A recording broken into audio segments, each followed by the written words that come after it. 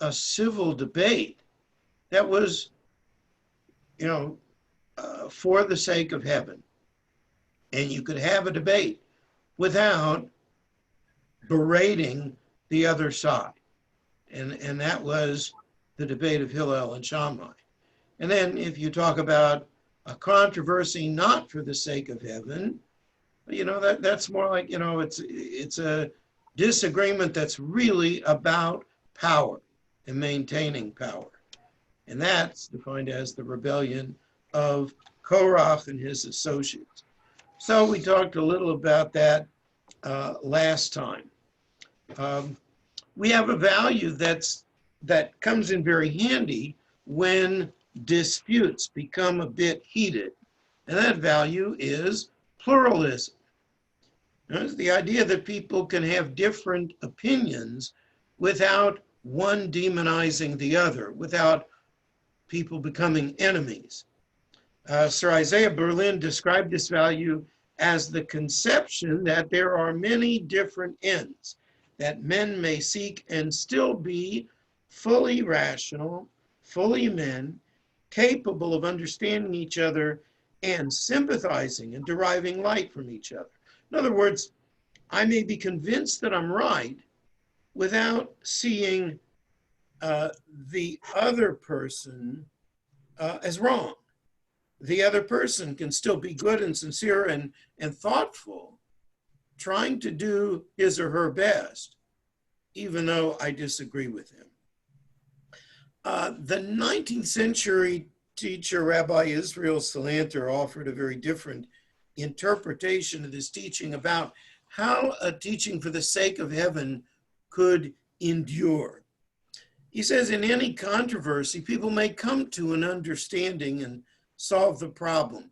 But when they mistakenly convince themselves that they are fighting God's battle, that is, for the sake of heaven, then they will just insist that they are completely right, that they are upholding God's view. And if they believe that to an extreme, then they'll never yield. And the argument will just continue on. The 20th century Israeli Rabbi David Hartman had a very incisive comment on this teaching, focusing on the phrase "sofa lahit kayem," that a controversy will endure, usually taken to mean that the right kind of dispute will have enduring value. But the Hebrew word lahit kayem simply means that the dispute itself will continue, will endure. And Rabbi Hartman says we have to learn that disagreement among Jews is healthy, creative, and impossible to avoid. Okay? That we have to recapture the spirit of the old rabbinic phrase, an argument for the sake of heaven must survive. So the right argument that's conducted in the right way is really our birthright as Jews.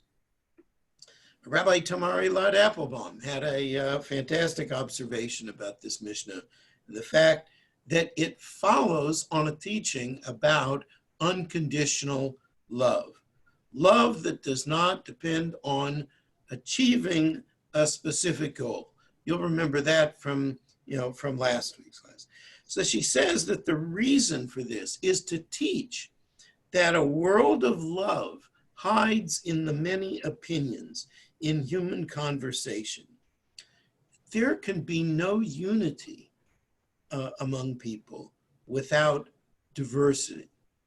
And if you think back, the other teachings in this chapter brought us through 10s and 7s and 4s. And now we come to the one, to the all, right? There is no love without the particular individuality of two lovers. There is no unity among nations without the uniqueness of each nation and culture.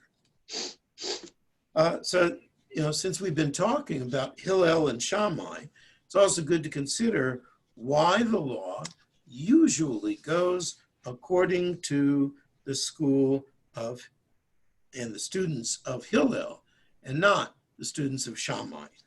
The Talmud tells us that it was because Hillel and his students were modest and were kind. They studied both their own rulings and those of the school of Shammai. And they even mentioned the actions of Shammai before those of their own teacher Hillel. So again, humility trumps whatever brilliance there might be behind someone's teachings. So comments or questions up to here? Yes, Alberto. I have a question or comment. Will controversy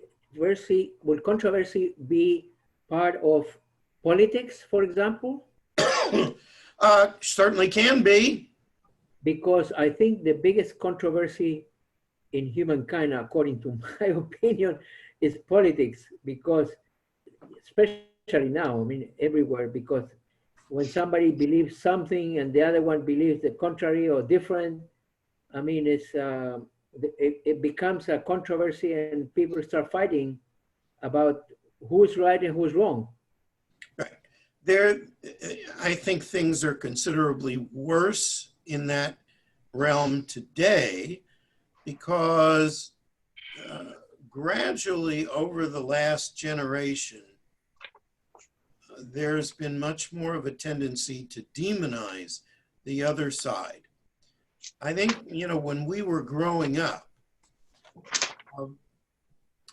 politicians were almost universally accepting of certain norms and certain limits. There was disagreement, but we didn't call the other side unpatriotic. We didn't call the other side criminal, right? We didn't say lock them up. Right. So it was right. Even if you thought the other side was totally wrong, you didn't think that they were wrong, people. Yes, you didn't even know. And that's almost gone. Yeah. That kind of, those kinds of limits are almost gone from discussion in federal government and a lot of state governments. So that's a problem that we have to overcome in American life. And if we don't overcome it in America, I certainly don't expect a lot of progress in a lot of other countries. Right. Because in American history, not all the time, of course, but certainly there was a long period of time when America exemplified that kind of tolerance. I was asking because, like you say, in older times, there was not so big discussions. And I remember in my country, in Chile, I grew up and everybody respected everybody's other opinion until the communist government came and the country became completely divided. You could tell one side and the other side, and it was terrible and has been since like that. I mean, there's always two sides. And Chile has not been the same since then. Rabbi? Yes, Daniel. I completely agree with your sentiments on one level. I feel the same way, that we're in a really bad shape right now. But if I look at my growing up time period, and yours too, in the 60s, the Vietnam division, the Civil Rights Division, I think of the Democratic Convention, I think of Kent State, I think of 3 political assassinations, King and the 2 Kennedys. Things, we haven't quite gotten to assassinating each other and shooting our children on college campuses. Things were pretty bad then. So when I try to compare it on a very rational, compare the events then and events now, it seems to me like we were at least as divided then as we are now. On one level, I agree with that. But Daniel, the difference is that when President Kennedy was assassinated, even the Republicans who disagreed with him, and for that matter, Democrats who disagreed with him on civil rights, mourned him because they understood that that this was a tragedy for America. I really believe that if Obama had been assassinated, Republicans would not have responded in that way. Most of them would have said, well, that's not the way we wanted this to happen, but, we're not that sad.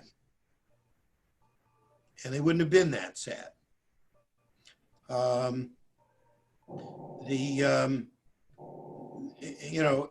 similarly, the assassination of Martin Luther King, even many people who were pro-segregation understood that this was farther than they ever imagined or hoped that things would go.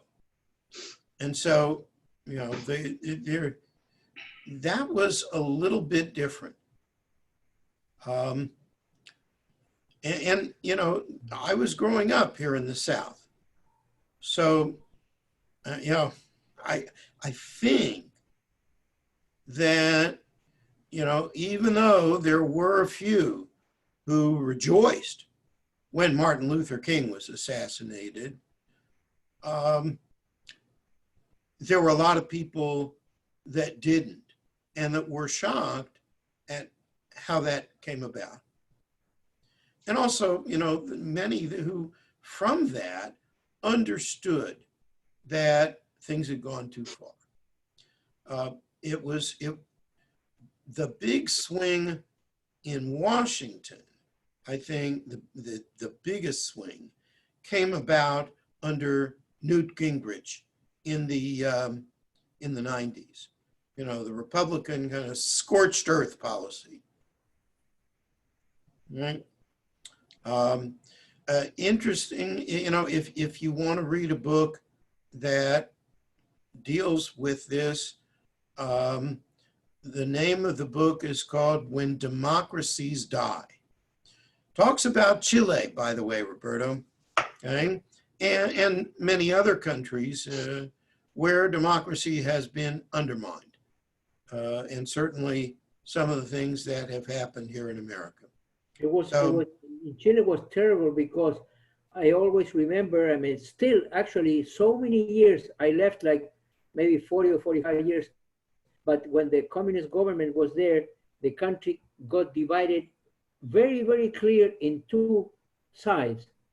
And it's interesting because after so many years, when you talk to somebody that left Chile and you ask them, they ask you, which year did you leave? So if you left before here, you're from this side. If you left after here, you're from the other side. So still, they're talking about the two factions and still fighting each other. Yeah. Incredible. Yes, Lou. I've always felt that one attribute of good leadership was listening to various sides of sometimes disagreement and dispute before promoting your own value and if you're the leader, the decision. If you want to come into a meeting with your cabinet or advisors or your staff, you want to hear what they have to say. You want to give them a chance to voice their opinions and not be so dictatorial and say, okay, this is what we're going to do. And we've had leaders that have done both. Yes. And I think it's more advantageous to listen to everybody. But at the end of the day, somebody's got to make a decision, and then you need to pull together on whatever that decision is. Yeah. And, often in the past, there were times when, the vast majority of people in Washington were willing to accept the legitimacy of the majority, whatever that majority was, whether they liked the decision or not. But they were committed to majority rule over and above their own, vision of what the majority should do. Yeah. But it wasn't always, wasn't always adhered to after that. Yes. I'd like to address another issue, and that is in the politicizing. I don't mean in politics necessarily, but in advocating and advocacy. I think a lot of that comes back to a misinterpretation or poor interpretation of the word emet in our liturgy, that there's only one truth. There can be multiple truths. But a lot of us, myself included sometimes, seem to feel that there's only one way to do something that's the right way. And our tradition teaches us there's 70 paths to God, not one path to God. There may be a Jewish path and there may be multiple Jewish paths, right. But there's not a single well, there are multiple interpretations, but there's not a single path that is the right one. And I think, part of the key is just recognizing that even when you think the other person is on the wrong path, so you still talk to them and treat them with respect. I had an encounter on Facebook. This is probably a couple of years ago. After President Trump had been elected, this was a young lady who had grown up in my congregation in Kansas City, and I happened to be Facebook friends with her. And so she posted on Facebook that she was defriending anyone who had supported Trump, to her knowledge. Okay? And I went back and I said to her, I don't know that I would do that. Would you not want to have anything to do with the cashier at the grocery store simply because that person had voted for Trump? How would you feel about, the guy who comes to, fix your car from AAA, if you knew that person was, a supporter of Trump, right? You have to be willing to live with all kinds of people, to have those people, as part of your, not your range of friends, but the people that you communicate with and deal with. And you have to accept their presence in your life. That you can be deeply opposed to the president without being deeply opposed to every person who supports him. Daniel, you had a comment a minute ago. Yeah, again, these are complicated subjects, so I certainly feel the same way you do to a large extent. Having said that, I can ask myself some sort of hyperbolic comparisons. I don't think that I could be living in 1860 and be close friends with someone who believed in the beautifulness of slavery. I can't meet someone halfway or respect them if they are talking about Holocaust denial. Now, granted, not everything that Trump says is anywhere near that uh, uh, radical, but Uh-huh. there are limits to my ability to respect someone else's opinions, and it's Mm-hmm. getting very blurred for me. There are certain political or scientific beliefs, global warming. Uh, these things don't. I, I I think it was Friedman's. I forget his first name. Some writer said, if you bring me to the table and say, I believe in a flat Earth, let's negotiate something between what you believe and what I believe. There's no negotiation there. The world is not flat. I cannot meet you halfway. There is no point in us discussing it anymore. And Mm-hmm. that's where I'm getting more and more. There's no Yeah. point in having this discussion. I mean, not the Well, one that we're having, but I'm using that as if I was right, I talking to understand. someone who's really So radical belief. I would say that this tension has always been part of our country, right back to the founding. I mean, imagine, people in the United States, from the 13 colonies, negotiating over the contents of the Constitution, right? And having to live with one another, even though there were the Southerners whose life was, as they understood it, was based on slavery. That was a, profoundly pervasive economic institution. Never mind the human effects, right? They saw it as not only justified, but as right.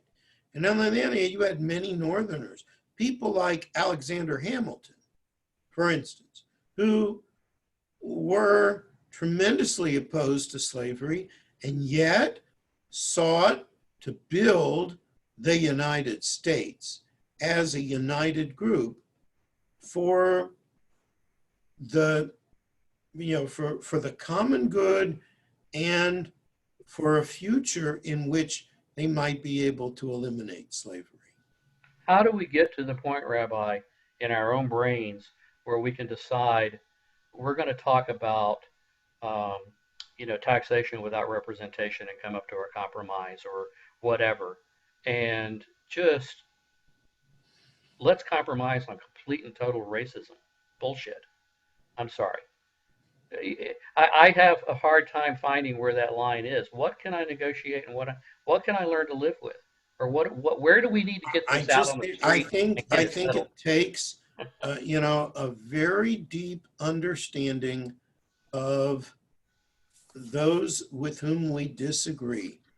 And, I mean, the arc of history, we've all talked about that. The arc of history teaches us that there is a lot of fear about the things that we regard as progress, right? That certain kinds of progress are going to take away certain things from other people. If you give government the power, to do certain things, that's going to impinge upon my freedom. Boy, do we hear about that in Texas a lot, right? Even during this pandemic, it's a tremendously powerful force. People says, you're going to make me wear a mask, right? Well, in certain situations, making you wear a mask is for your good and for the good of public health. And I'm also not going to let you drive drunk, okay? You're just simply not going to do that. Your right to drink does not impinge it should not go. I mean, it's crazy, Right. Rabbi. And you see, and in that, on that subject, I think there is much broader agreement, right? So there are just so many issues where people are afraid of change. Change is inevitable. The arc of history teaches us that there will be certain changes, even though many of us are afraid of them. And we just have to manage the tension that is part of that. We don't really have a choice in the end. We can postpone some of those changes, but we can't prevent them, and we shouldn't. Right? Other comments or questions here? In dealing with, to answer Daniel a little bit, in dealing with people who are just wrong, and not necessarily scientifically, but there's a I think it's a Talmudic story, Rabbi, and I don't remember the rabbi's name. His wife's name is Berura. Yeah, Berura, her husband, Rabbi Meir. And he wanted to, I don't know, he had said something about killing some people that were sinners, or he disagreed significantly with, and she said what you should do is try to convince them that they're wrong and they should see the right way or forward. Pray that God will, change their hearts, and then, they will not be sinners anymore. In other words, the verse in Psalm 104 says, "Yitamu chataim min haaretz," that sins will be removed from the earth. Doesn't say sinners will be removed from the earth. Pray that sins be removed from the earth, and that sinners will be penitent and be sinners no more. So thank you for reminding us of that. Other comments or questions here? All right, then.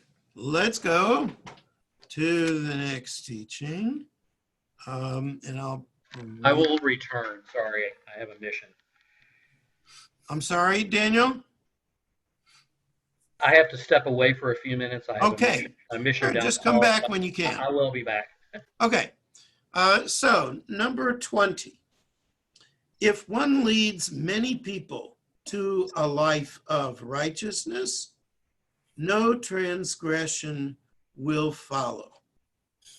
But if one leads many people into a life of sin, no amount of repentance can avail. Examples: Moses was righteous and led his people to a life of righteousness. Therefore, the merit of the people is attributed to him, as it is written, "He achieved the righteousness of God and his ordinances with Israel."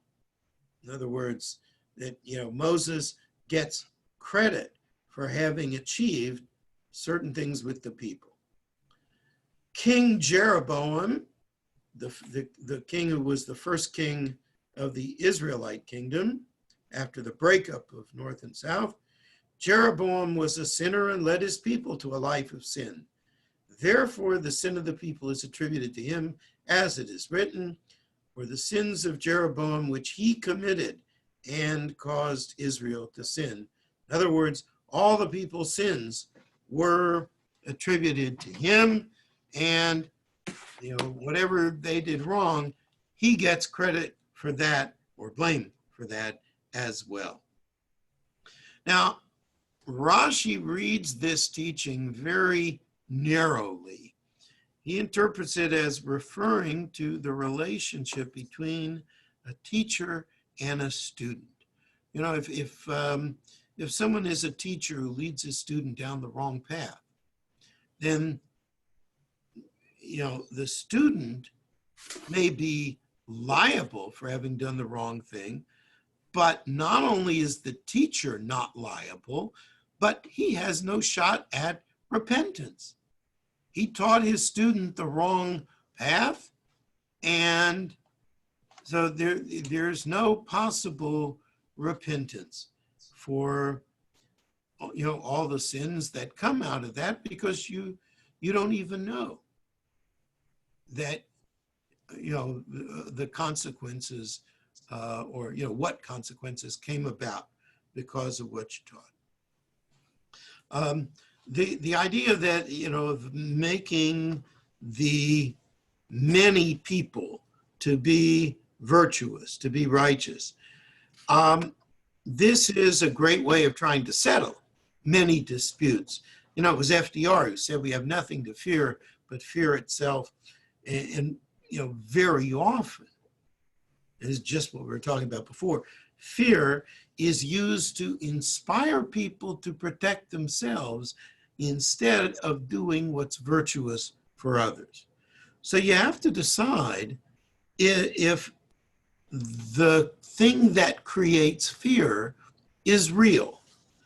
And if it's not real, then do what's right for others.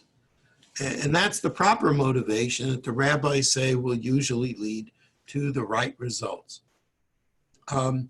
If you look at the verse from Deuteronomy that is quoted here to emphasize how righteous Moses was and how righteous the people were because of him, it says he achieved the righteousness of God and his ordinances with Israel. That verse deals with how some of the tribes wanted to live across the Jordan River, on the east side of the Jordan River, might have become separated from the community, and there might have been fragmentation among the Israelites. And Moses took great pains to make sure that would not happen, and that the tribes would be unified and involved, all of them involved with the destiny of Israel. So, usually righteousness is what brings people together instead of dividing them. Now let's talk a little bit about Jeroboam. All right. After the death of King Solomon, the north breaks away from the south and Jeroboam is king. Later Jewish thinkers did not approve of this break and certainly didn't approve of Jeroboam allowing all kinds of idol worship in the northern kingdom. So it wasn't just his own sins, but the fact that he led other people to sin. And Dafka, because people followed him and thought that he was a legitimate model, the damage that he caused was so great that any chance of repentance was nullified. And Rabbi Mark Angel comments on this teaching and says that great leaders like Moses influence people to think and to act in praiseworthy ways. And so these leaders have a share in the meritorious accomplishments of their followers. Wicked leaders like Jeroboam influence people to think and act in immoral ways. And so these leaders have a share in the sinful actions of their followers. So the Talmud counts Jeroboam among those few Israelite kings who get no share in the world to come. Now, this is something that we have to consider about our own sins, about our own deeds, because whatever we do is going to influence someone else. Somebody else is always watching. If you live a good life, you promote the good life to everyone who sees you. You do good deeds, so other people are more likely to do the same. And to some degree, you share in their merit because you had something of a hand in it. And if you do wrong, then you tip the scales in the other direction, in the broader world, and you make it easier for other people to justify doing the same thing. And so you share in the blame for that too. Now, there are so many disputes and cross currents within a community, even within individuals. And so leaders often hesitate to lead. They watch the polls because they're afraid that even well-intentioned policies will cause bad behaviors or bad outcomes But this teaching says, don't look at it that way. You're going to be credited for the good that your community does because of your intervention. And so you'll be upheld as good and righteous leaders. Whatever good a leader leaves behind is multiplied by the behavior of everyone they influenced. Maharal of Prague has an interesting observation on our Mishnah. He says, one who influences the community for good develops a connection with the community and helps to stabilize it. And not only are they less likely to do wrong, but so is that person. Right? Someone who influences the community to do wrong also connects to the community, but he destabilizes it. And having led them in the wrong direction, he not only cannot stabilize them, but he can't correct himself. Moses is portrayed here as a model of someone who led the people to do good. And it's also interesting that when Moses sins at the rock, either in the way he speaks to the people or in disobeying God, he asks the Israelites kind of rhetorically, shall we bring you water out of this rock?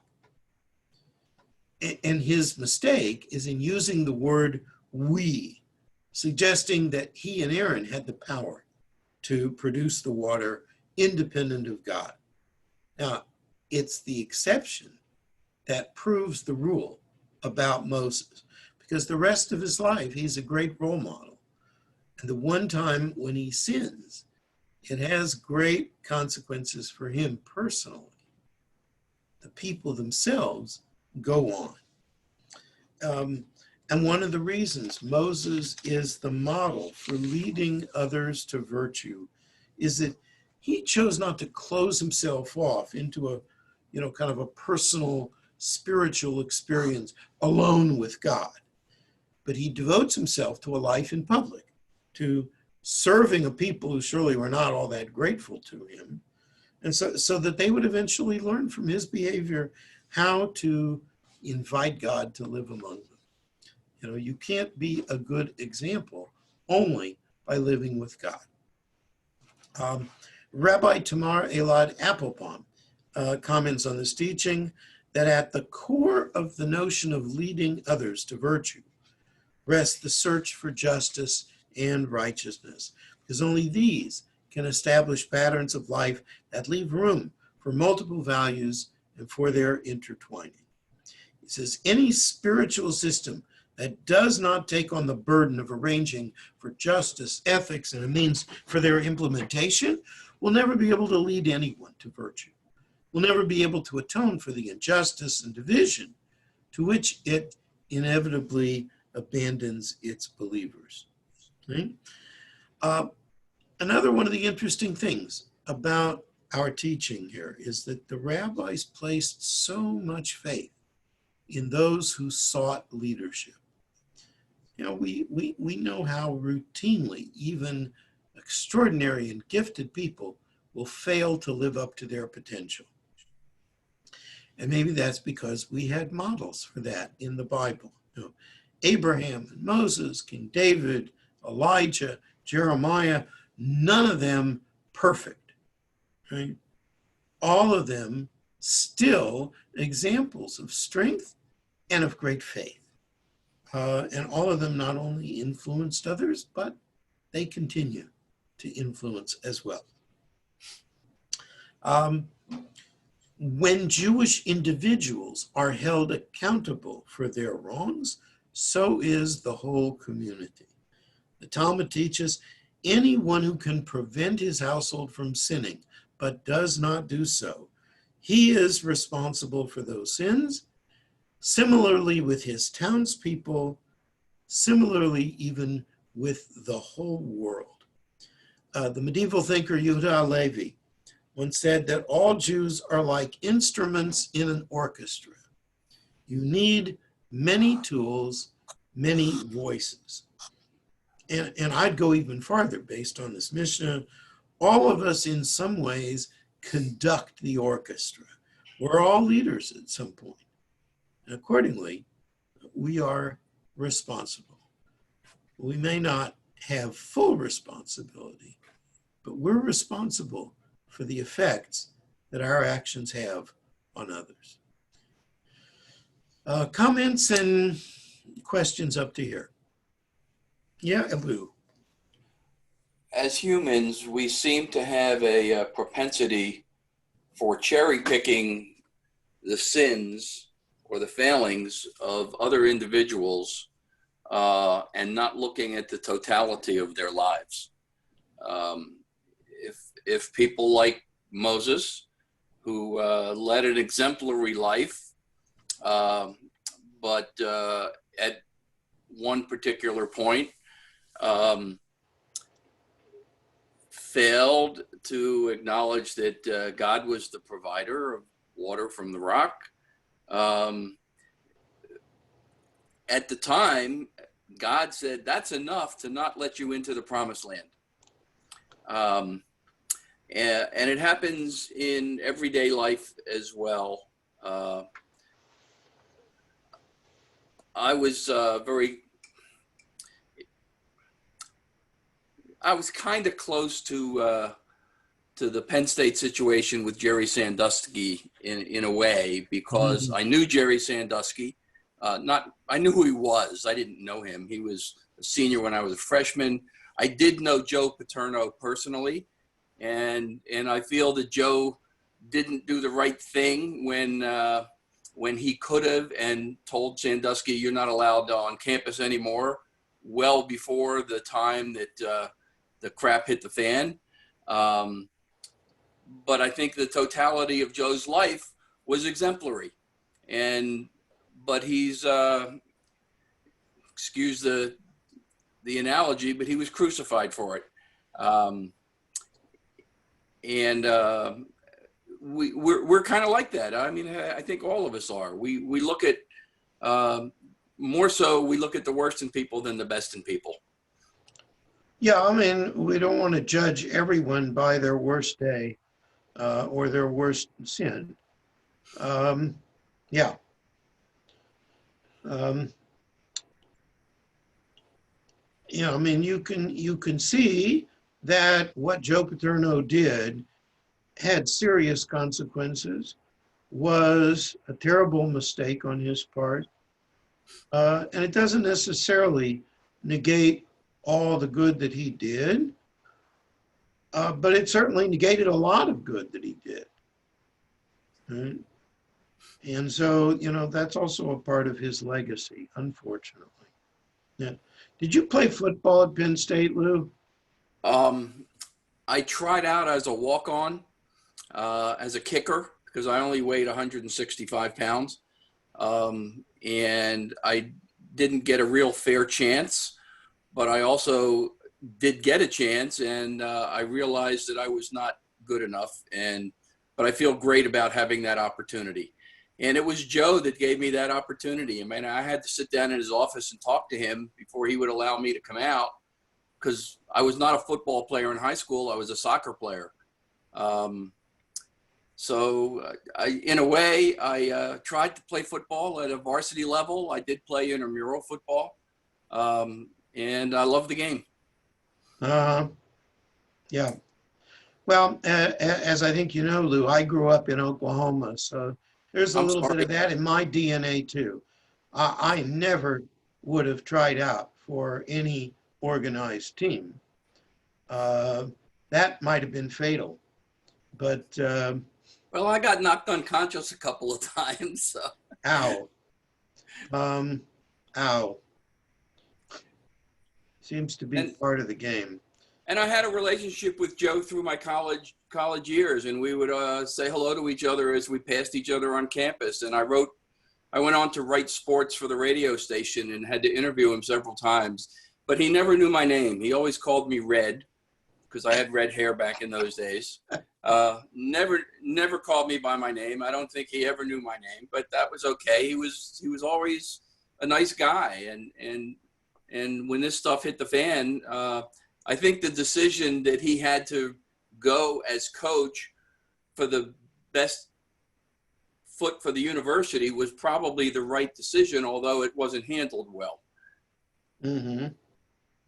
And look, he could have done something that I think should have done 10 years earlier, that allowed Sandusky to continue to abuse children. Yeah. Can you, Lou, or whoever, give me a 30-second rundown about who you're talking? I remember the case. The person you're talking about was a coach who knew about somebody else that was abusing children and didn't do anything. Was that Jerry Sandusky was a player for Penn State in the mid-'60s. He was a very good player. He ultimately became an assistant coach and defensive coordinator.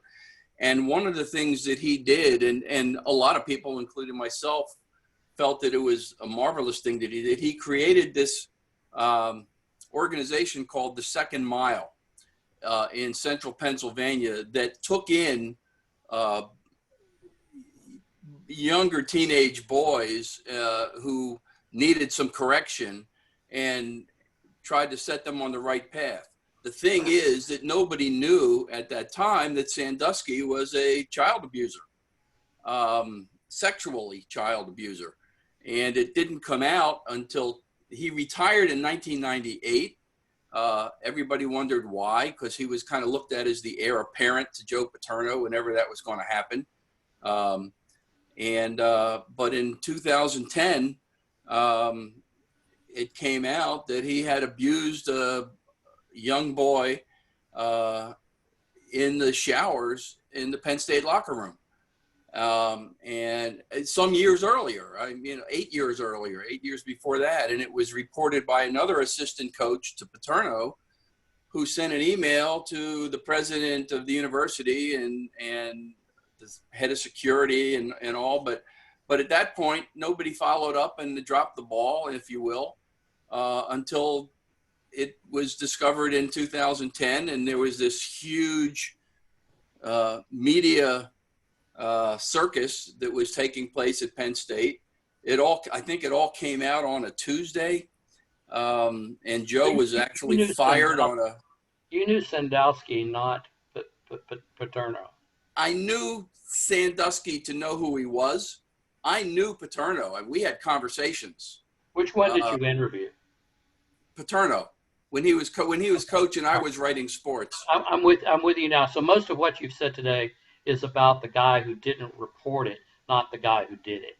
The Paterno who didn't report it, or reported it but didn't follow up and use all the authority that he had that could have stopped it. Sandusky was the abuser who's in jail now for the rest of his life. Okay, I'm with you now. That's fine.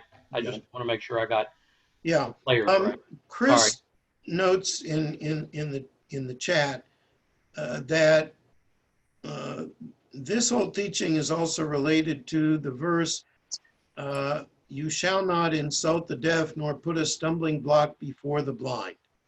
In other words, leadership, when they do the wrong thing or lead us in the wrong direction, they can, have a very broad effect, just as it would if you put a stumbling block before the blind.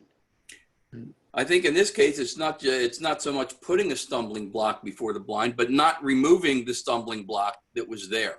Right. Good point, Chris. Other comments or questions up to here? All right, let's go on to the next teaching. Number 21. Okay? So, it's about 3 qualities. Whoever possesses... Rabbi, can you make the view just a little bit bigger? Is that, I don't... I don't know how to make it larger. Okay. You might be able, Daniel, you might be able to yourself if you can spread your fingers on it. It may. Let me give it a shot, okay? If you go to view, isn't there in the menu bar, the view on the far right? No, up no, I have it so that it should be in most of your screen. But does that help a little bit? That helps tremendously. Thank you. Okay, good. Yeah, that's So very whoever good. possesses these three qualities is numbered among the disciples of our father Abraham. Those who possess the three opposite qualities are found among the disciples of wicked Balaam, right? We'll talk about Balaam in a little bit. A generous spirit, a humble soul, a modest appetite. Such a one is a disciple of our father Abraham. We'll talk about how these things got associated with Abraham in a little bit. A grudging spirit, an arrogant soul, an insatiable appetite, such a one is a disciple of wicked Balaam. What difference does it make if one is a disciple of our father Abraham or of the wicked Balaam? The disciples of our father Abraham enjoy this world and inherit the world to come, as it is written, that I may give an inheritance of abundance to those who love me, and that I may fill their treasures. The disciples of the wicked Balaam inherit Gehenna and descend into the pit of destruction. As it is written, you, O God, will bring them down into the pit of destruction. Violent and deceitful, they shall not live out half their days, while I put my trust in you.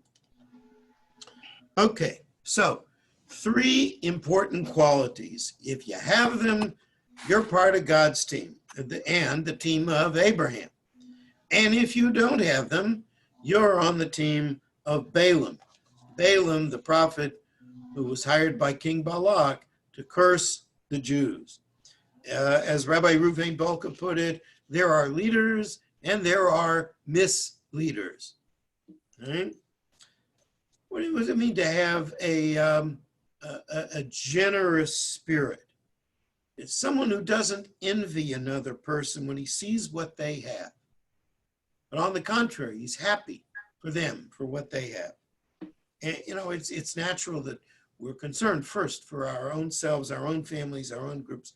But a disciple of Abraham has to have a generous eye, has to recognize our common humanity with people of other backgrounds and other kinds of lives. A humble soul and a modest appetite, a restricted desire. So, a soul that kind of monitors itself. And why does this teaching associate this trait with Abraham? Maimonides says it's, when Abraham goes to war for a good cause, he doesn't take any of the spoils. So that's control over your desires. He's not concerned for taking for himself. And when Abraham bargains with God over Sodom, he says, I'm just dust and ashes. I don't really have the right to ask you about this. So that's humility. When he speaks to his wife, Abraham speaks generously, and that also is evidence of a good eye, a generous spirit. Another reason why these good qualities are associated with Abraham. When God planned to destroy the city of Sodom, Abraham says, God, please spare it if you could just find 10 righteous people there. He could have just prayed that God should spare his nephew Lot and his family. But Abraham has a good eye, a generous eye, and was concerned for the well-being of others, even if they were strangers and even if they were sinners. So that's a generous spirit. Balaam, right? Why is Balaam the prototype of the wrong kind of leader? He has what they call a bad eye, a grudging eye. He envies the Jews, their achievements, their good qualities. He has no reason to hate the Jews, but he's willing to use his powers against them. He wants all the glory. And no matter how much he gets, he wants more. And he has no obligations to anyone else, doesn't feel them, right? He'll associate with anyone who's willing to pay him. And those who possess that kind of personality, the Mishnah says they trace their spiritual ancestry to Balaam. You know, ironically, it's those who are content with what they have who are more likely to be blessed with more. And those who pursue excess often only wind up getting their names in the news, not necessarily in a good way. And how do we know that Balaam had all these evil qualities? You know, he doesn't want to go to King Balak without being accompanied by high-ranking officers. So he's got a lot of chutzpah. He's got no shortage of arrogance, right? He hints that a house filled with gold and silver would be appropriate compensation for his services. So he's definitely greedy. And he sees the Israelites dwelling in peace under God's protection, and he's envious. The man rides on a talking jackass, right? Kind of seems to fit, right? Rabbi Gordon Tucker notes that superficially, Balaam seems to have some admirable qualities, right? He's famous as a sought-after seer, someone who's kind of a bridge to the supernatural. He's reputed to have magical powers. And he produces very eloquent and lyrical verse. I mean, these are his poems that are in the Torah that include the famous verse, Ma tovu ahalecha Yaakov, how goodly are your tents, O Jacob, your dwelling places, O Israel. And yet, this great poet is willing to curse the Israelites just for money. Yeah, he's going to curse our people, my people, just for money. So if you are attracted to the kind of superficial fame and slickness that Balaam possesses, you're just likely to be ruined. We're going to have to come to a close shortly. There's more to say about this, but if anybody has any comments or questions here, happy to take it.